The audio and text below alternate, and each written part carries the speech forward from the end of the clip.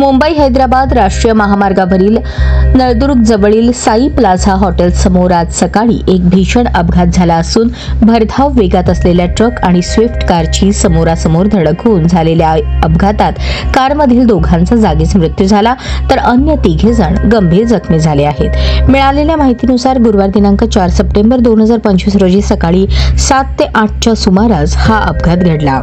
हैदराबादकडून मुंबईच्या दिशेने जाणारा ट्रक क्रमांक TS13 UB 8676 आणि सोलापूरहून कर्नाटककडे जाणारी स्विफ्ट कार क्रमांक KA 41 B 2600 यांची साई प्लाझा हॉटेलजवळ समोरासमोर जोरदार धडक झाली।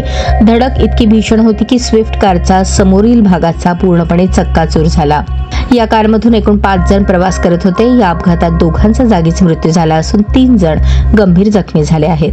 काहींची नावे समोर आली आहेत तर काहींची नावे माहिती नाहीत। जखमींमध्ये मल्लोर रामच कल्ला वय 27 आणि गिरिजाप्पा जगन्नाथ शरणम्मा वय 40 यांचा समावेश असून दोघेही गुलबर्गा कर्नाटक येथील रहिवासी असल्याचे समजते।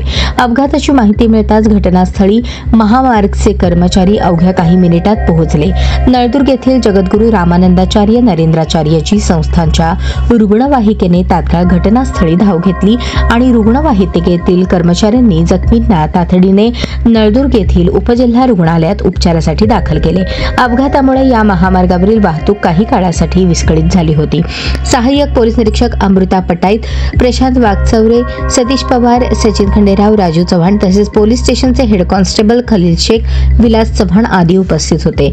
वाहतूक सुरळीत करण्यात आली। या घटनेमुळे परिसरातून हळहळ व्यक्त केली जात असून पुढील तपास पोलीस करत आहेत।